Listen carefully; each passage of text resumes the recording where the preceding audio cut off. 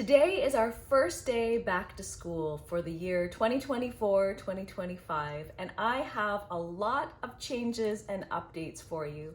So if you love all things homeschool and homeschool curriculum, stick around.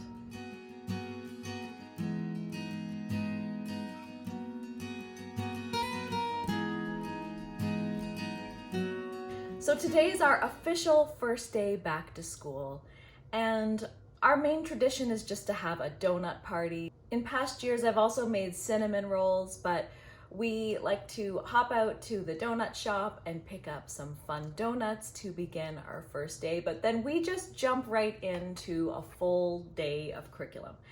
We haven't fully stopped for the summer, so my kids are accustomed to doing a little bit of school every day, but for those who might take a complete break, their first day back might be a slow, incremental process of introducing subjects bit by bit to get kids back to being on some form of a schedule. But we've never entirely left a schedule, so jumping back into a full day of school, we make it fun.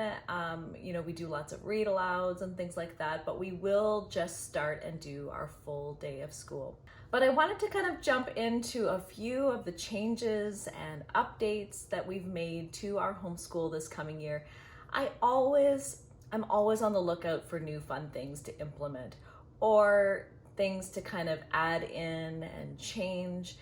It's not that you can't just be settled and happy with whatever you're already currently doing. You should.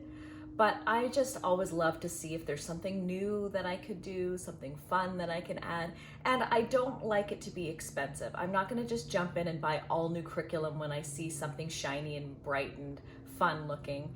Often I like to make things on my own, add things in that I can create myself. And so that is what I've done. So the first thing that we always have done a morning time. But I always just printed out pages for them and just handed them out as we did them. And I always loved the idea of having the morning menu. It's just something fun. My girls love pretty things, fun things. They love to decorate their binders. They love to have things. You just like things to look new and fresh and fun, especially when you start a new school year. So I created some morning menus. I have one for each of my kids. I just bought these from Amazon.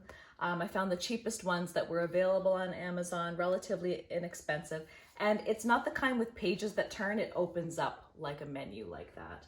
So what I did was I just put what our morning time consisted of, Bible time, poetry time, recitation, artist study, composer study, and I've decided to add in a little bit of Latin, but not a full Latin curriculum. I have Latin flashcards, which we will just kind of go through and try to master over the year.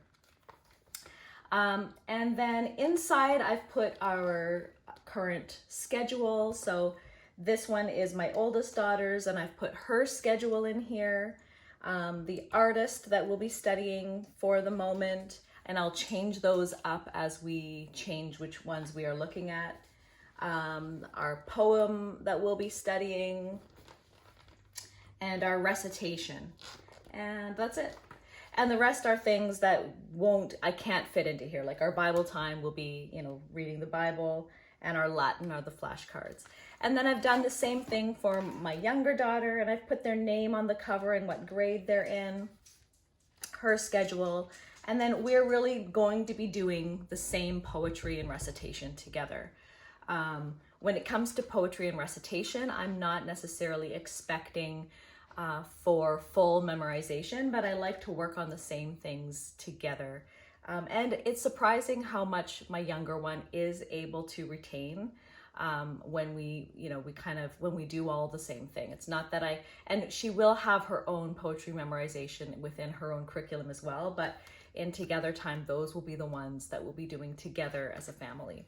But I just really thought this was a fun idea to have these in our morning time. It just makes it a bit more put together and fun. And, as I said, my girls love kind of pretty things. And so this was a really fun ad that was relatively inexpensive. And I just printed out all these things myself on my printer. This is just something I created on Canva. I found a I found a menu template, and then I just added in my own images and text and stuff like that.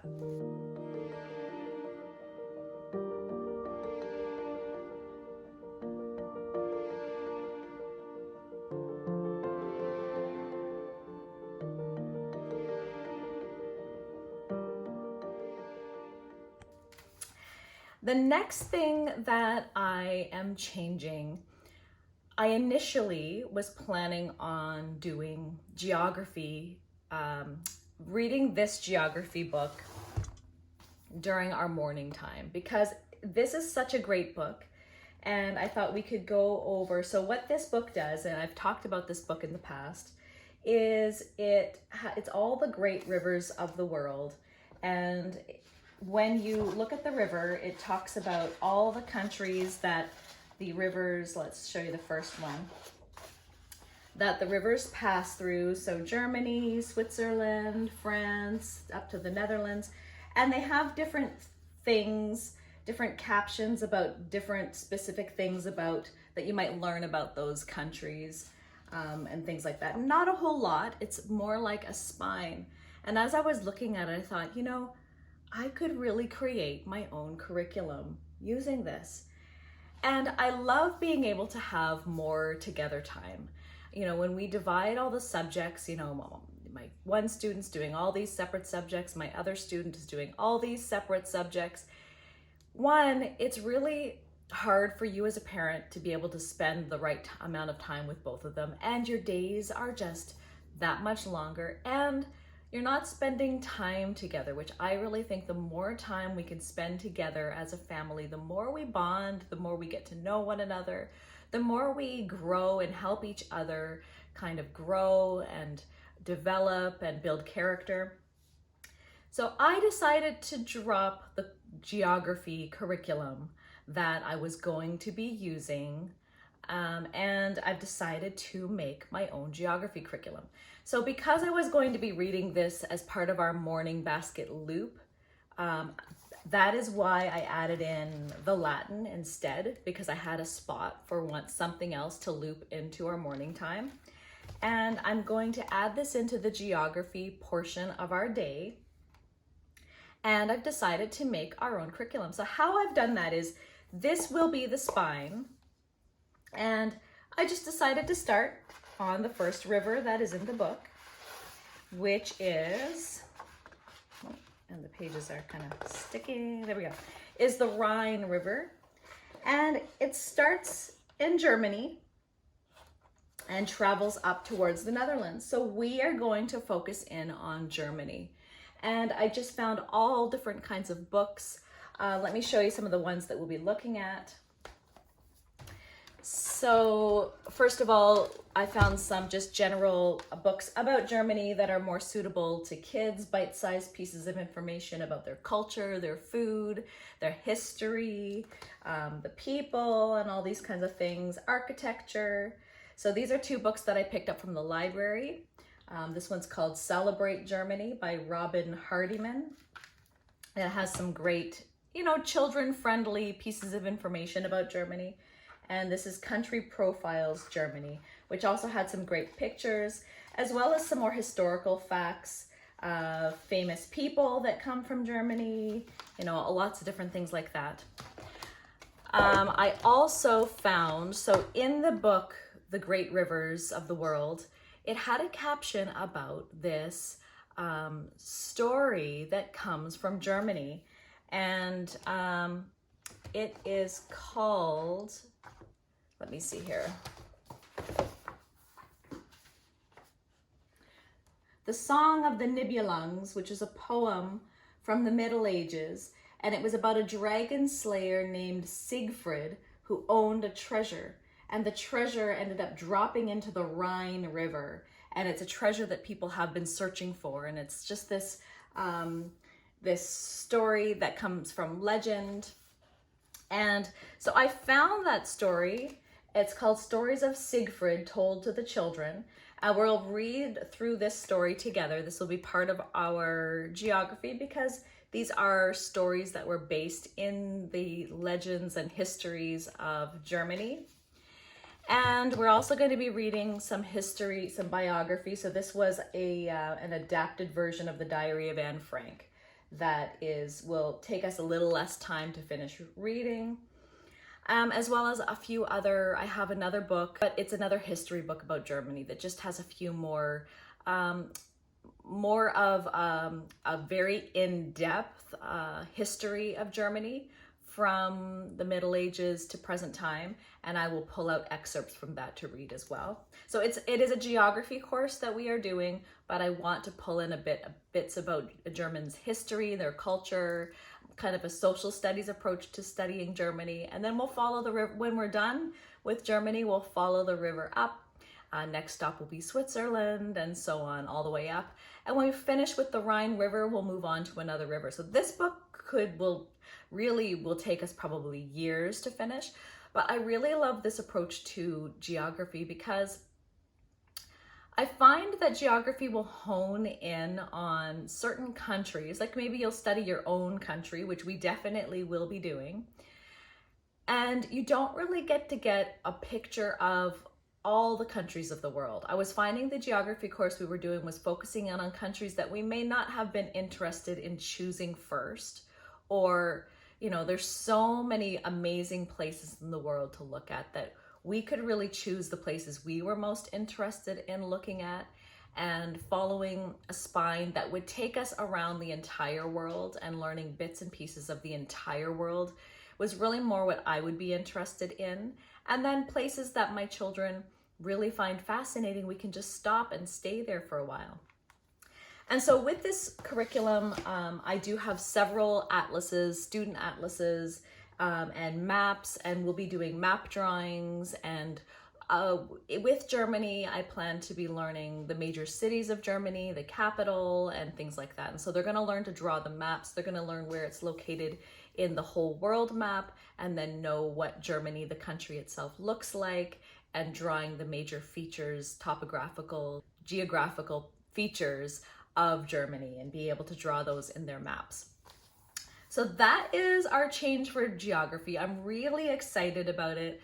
I really have been finding doing our own thing and finding our own books and resources have been really fun. It's been a fun way of learning, and it's a fun way of tailoring your curriculum to your own interests and needs.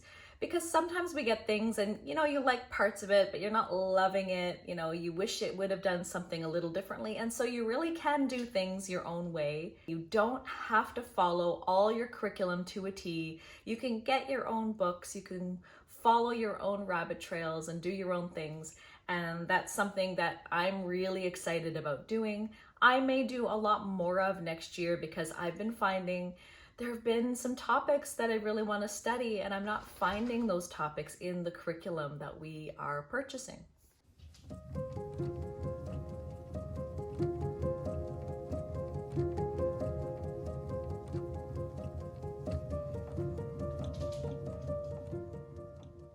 Another book I picked up to add to my grade 1 students' literature for this year. We really enjoyed the fairy books, the red fairy book and the blue fairy book, and I wanted to have more fairy tale stories. I wasn't loving the options for this coming year so much. I really wanted more of the classic fairy type stories. And so I found this recommendation from another YouTuber. I will try to add some here if I can recall, if I can recall who it was that added it, so I can not take the credit. But this is called The Golden Key by George MacDonald, and it is there are pictures inside as well. So it's black and white. This is not the greatest. There probably are better copies, but this is the one that I could find from Amazon. But they are really great, well-told fairy stories, and so this is something we're going to be reading this coming year with my grade 1 student that I'm adding into those selections that we already have to sort of mix it up and just add to our year of fun and reading. Another thing that we are adding into our school year, now in a previous video, I said that it was too much and so we're dropping down. So last year we were meeting in 2 co-ops twice a week and it was a lot. I was leading both of them, and so that was primarily the part that was quite difficult, because not only was I planning our own personal homeschool, but I was also planning curriculum for other children for twice a week, which takes more time because you're doing a lesson plan where you have this like window of teaching time. It has to be planned out well so that you can use your time well. It's different from when you're at home. You can kind of, bend and flex, and you don't have to be as prepped as you would for a co-op.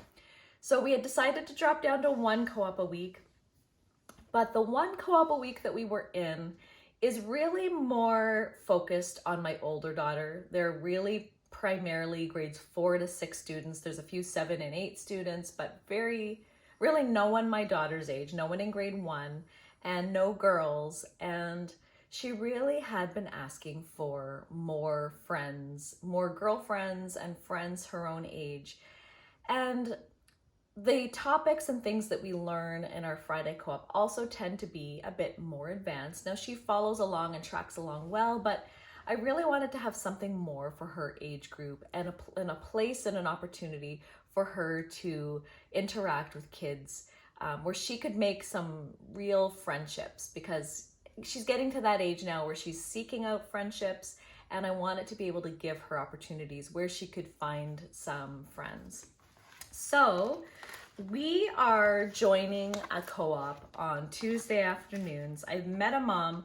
So I at first was thinking, I don't see anything out there, for what I was looking for this specific age group, where there would be some academic based, like not just play based get-togethers, but academic, but fun for her age group.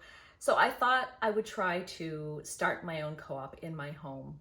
And I had a few people interested, but it wasn't quite what I was looking for. And then one mom reached out to me when she saw my ad and said, "We actually have something, you might be interested in joining us." And so we met up with them this summer. We met a few times, and it really is a wonderful fit.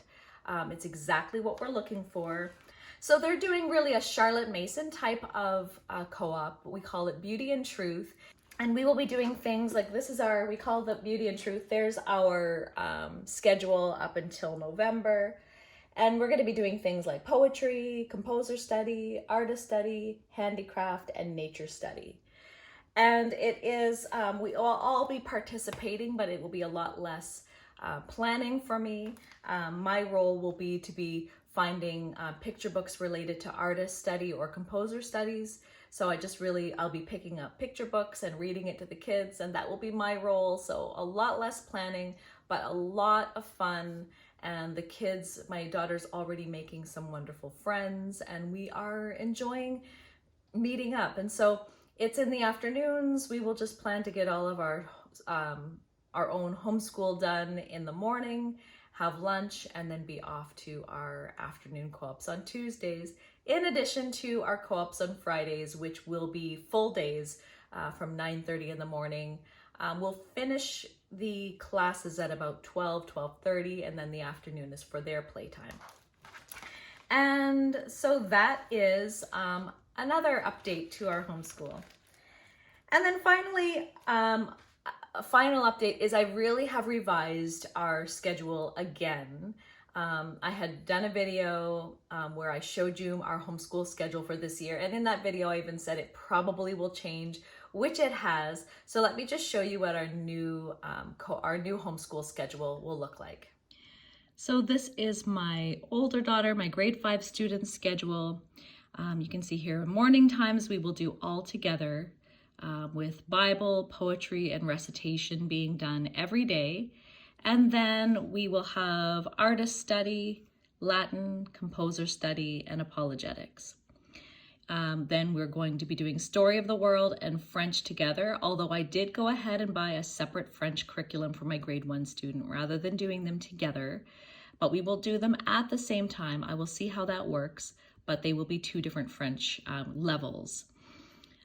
So we'll alternate Story of the World, which is our history curriculum, with science, Story of the World, and science, and Fridays will be co-op.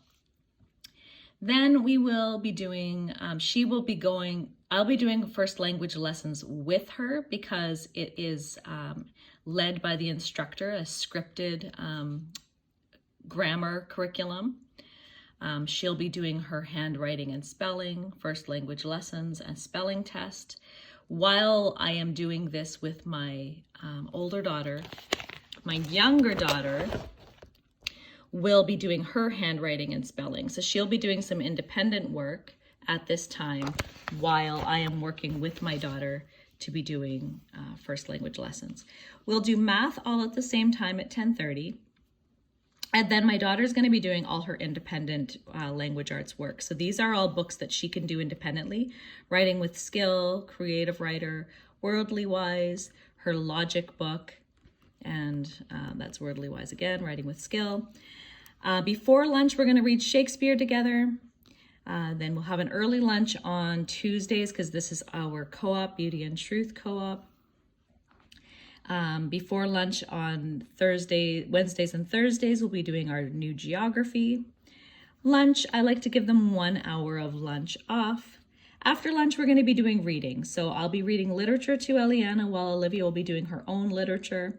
On Thursdays, we'll be reading Plutarch. And then afterwards, we will do just typing, something kind of just easy and light at the end of the day. And on Thursdays, we'll be doing co-op homework because there will be quite a bit of like lab reports and things like that for our co-op on Fridays. For my grade 1 students' schedule, they're pretty much the same thing. So we do all of these things together. This is her independent work. We do math together. And then when my daughter is doing her independent language arts, I will be working with my grade 1 student with her language arts, first language lessons and writing with ease for the week. She's going to join us for Shakespeare, geography before lunch, 1 hour lunch break. This is where I said I'd be reading her literature to her. And she is also going to be doing typing as well, and we'll have some co-op homework. And that's it. So a much shorter day than what I had before. I believe in my last schedule, we went up till about 2:30 and sometimes 3 o'clock. And it's a shorter day, which will give them a lot more free time and time to play. I really want them to have more time for play and, they're still kids, and that is a big reason why we homeschool. They could go to public school and be in school for, 6, 7, 8 hours a day, but we can really get it all done in a few hours. And so that's really what I want to do. I could pack in as much possible in there, but I really don't want to do that. They are going to be learning tons. I am so excited about this upcoming year. I just think that, I think I'm probably more excited than they are, but I am so excited to be getting into all of our curriculum today. We are going to have a wonderful day and we are about to start. So I thank you so much for joining me. I am looking forward to future updates and future curriculum videos. And I thank you for joining me. I'll see you in the next one. Bye.